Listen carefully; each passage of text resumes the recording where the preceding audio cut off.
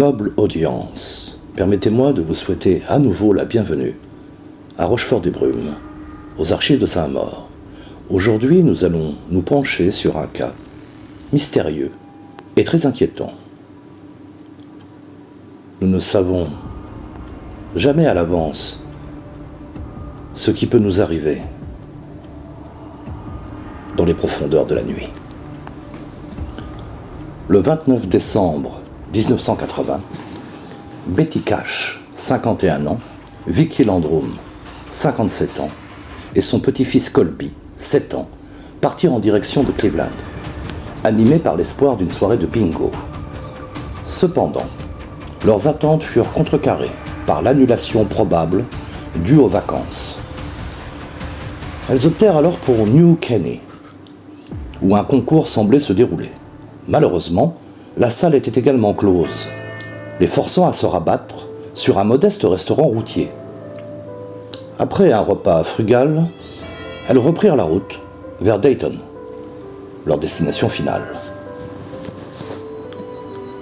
Ils prirent une route désolée, traversant une épaisse forêt de pins et de chênes. Soudain, après 21 heures, une lueur énigmatique émergea au-dessus des frondaisons. D'abord négligé comme étant le simple faisceau d'un avion en approche de l'aéroport voisin. Cette lumière prit rapidement une dimension inquiétante. Quelques minutes plus tard, au détour d'un virage, l'éclat mystérieux ressurgit, intensifié, semblant éclairer le ciel de sa propre volonté. L'atmosphère se chargea d'un suspense palpable, alors que les trois voyageurs se trouvaient désormais plongés dans une situation où le mystère s'épaississait. Alors que la lueur se rapprochait, une silhouette étrange commença à émerger de l'obscurité, se dessinant progressivement dans le ciel nocturne. Un objet en forme de diamant énigmatique apparut, planant majestueusement au-dessus de la route, défiant les lois connues de la physique. Alors que la chaleur semblait embraser l'atmosphère, Vicky, submergée par une anxiété croissante, interpella Betty d'une voix tremblante, implorant l'arrêt immédiat du véhicule. Ses craintes, mêlées à une foi profonde, lui dictaient de se protéger de ce qu'elle percevait comme étant une menace imminente. Dans un geste rapide, elle désactiva le chauffage, puis, laissant le moteur vrombir, elle gara la voiture sur le bas-côté de la route, offrant ainsi une pause dans leur course effrénée vers l'inconnu. Les trois témoins sortirent de la sécurité relative de leur véhicule pour affronter le spectacle. Vicky, guidée par une foi imperturbable en des forces divines, eut une révélation transcendante. Convaincue que la figure qui se dressait devant eux était bien plus qu'une apparition. Elle s'exclama avec une certitude inébranlable.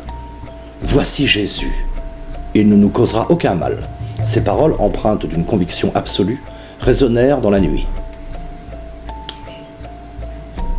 Transcendée par la peur, elle crut voir une vérité plus profonde, offrant ainsi un réconfort face à l'incertitude qui enveloppait leur destin. Colby, terrifié malgré les paroles de Vicky, criait et pleurait. Vicky, après avoir tenté en vain de le calmer, décida de le ramener à l'intérieur du véhicule, lui offrant ainsi un refuge dans ses bras aimants, démontrant son instinct maternel, face à l'horreur imminente. Pendant que Colby et Vicky trouvaient refuge dans la voiture, l'attention de Betty était captivée par l'objet mystérieux qui planait devant elle. Malgré la chaleur étouffante qui s'en dégageait, elle s'approcha avec une curiosité irrépressible, ses pas résonnant faiblement sur le sol de la route. La chaleur et la luminosité étaient si intenses que finalement elle décida de retourner à la voiture. Mais quand elle tenta d'en ouvrir la portière, la poignée lui brûla la main, utilisant la poche de sa veste en cuir pour s'en faire un gant. Elle pénétra dans le véhicule, regardant toujours l'engin qui commençait à s'élever dans les airs. Betty alluma la climatisation, sans oser quitter des yeux l'engin qui continuait à prendre de l'altitude.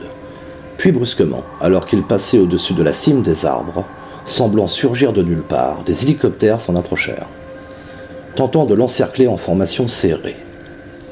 Betty supposa qu'ils venaient du terrain d'aviation de Townball, ou de la base aérienne d'Ellington, au sud de la ville, et elle les observa un moment, alors qu'ils escortaient le mystérieux objet qui s'éloignait.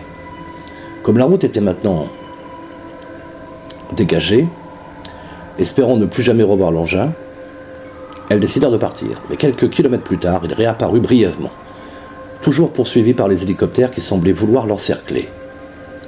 L'objet les éclairait de ses lumières incandescentes, et de leur position, les deux femmes en dénombrèrent 23.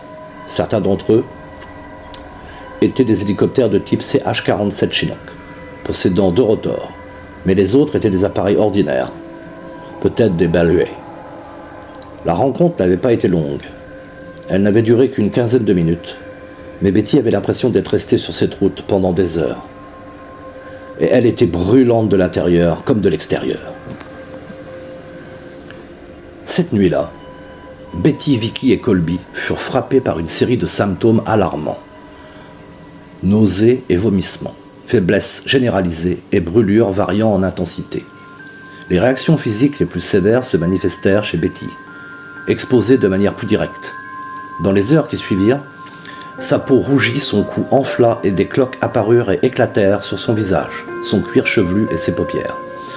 Le lendemain, elle était déshydratée, incapable de se lever, ses lèvres et ses oreilles enflées, son visage méconnaissable. Les jours suivants, son état s'aggrava, nécessitant une hospitalisation d'urgence.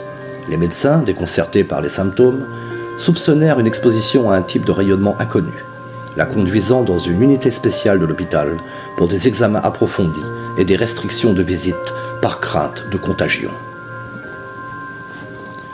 Les deux femmes perplexes face à leur mystérieuse affliction entreprirent une quête désespérée pour comprendre ce qui leur était arrivé. Convaincue d'avoir identifié des hélicoptères militaires, Vicky entreprit une série d'appels aux bases aériennes locales. Mais aucune opération cette nuit-là.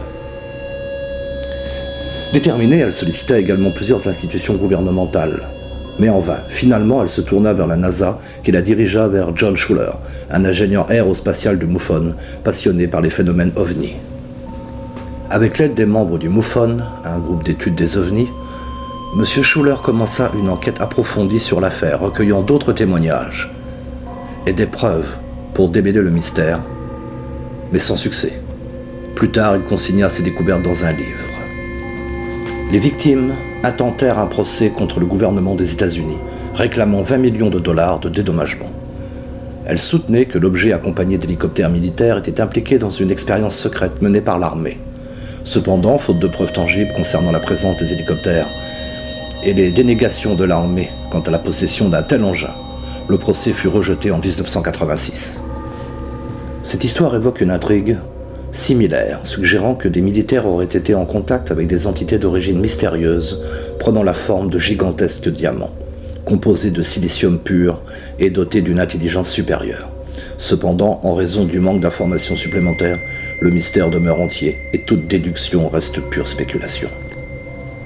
Les victimes ont souffert le reste de leur vie. Vicky a presque perdu la vue et tous ses cheveux, tandis que Betty, la plus touchée, a vécu un véritable enfer. Seul Colby s'en est plutôt bien rétabli avec le temps, mais a conservé des séquelles irréversibles. N'en déplaise à Marilyn, il semble que les diamants ne soient pas toujours les meilleurs amis des femmes.